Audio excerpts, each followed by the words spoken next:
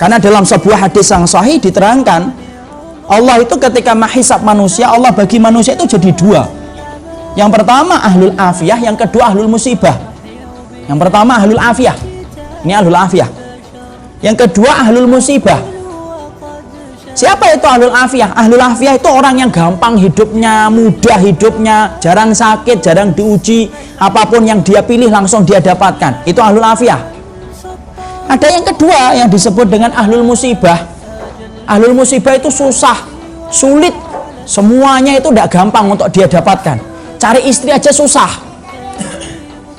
Ya? Maka kemudian disebut dengan ahlul musibah.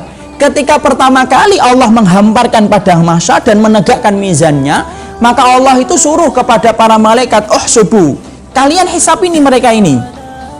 Lalu kemudian Allah perintahkan kepada para malaikat, yang kamu hisab pertama kali ahlul musibah. Ini ahlul musibah yang dihisab oleh Allah pertama kali. Lalu kemudian ahlul musibah dihisab oleh para malaikat, ditimbang oleh para malaikat amalnya dan dosanya.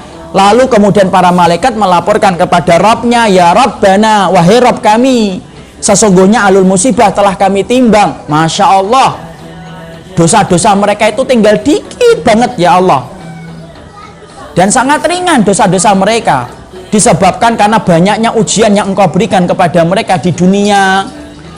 Berguguran itu segala dosa-dosa yang telah dilakukan oleh mereka dengan ujian yang mereka hadapi dengan sukacita dan ridho. Maka kemudian Allah berfirman, tuhum salasan, kalau begitu kasih mereka 3 perkara atas apa yang aku sulitkan dalam hidup mereka ketika mereka sabar. Apa 3 perkara itu? Pertama, afiyah. Kasih mereka itu afiyah, kekuatan.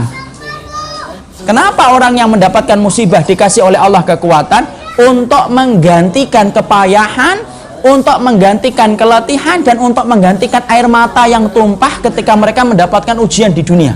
Afiyah. Disehatkan, dikuatkan, dikeringkan air matanya oleh Allah ketika di akhirat.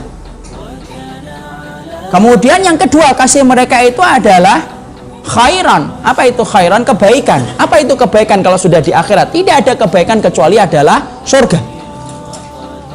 Sudah kayak gitu, masih ditambah lagi oleh Allah, kasihkan kepada mereka mangzilah. Apa itu mangzilah? Kedudukan yang sangat tinggi, di mana akhirnya para malaikat-malaikat Allah membangunkan sebuah tempat yang sangat tinggi di surga. Sampai-sampai ahlul afiyah ketika melihat tempat itu, mereka mendongakkan kepala mereka, saking tingginya tempat itu berada di surga.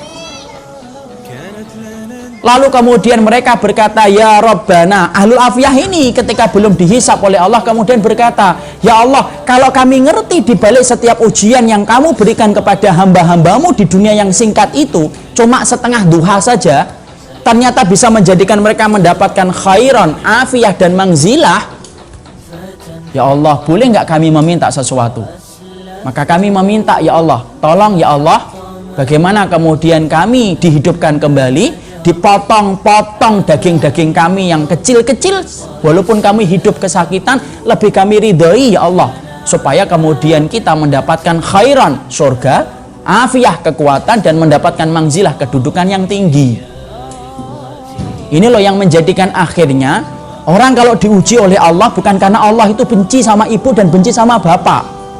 Kalau tiba-tiba proyeknya yang sudah direncanakan gagal, itu kenapa? Karena Allah ingin menjanjikan kepada kita supaya kita digugurkan dosa-dosanya ketika kita melakukan itu dengan kesabaran. Makanya betul-betul Masya Allah, pahala yang sangat besar bagi orang yang mereka itu bersabar.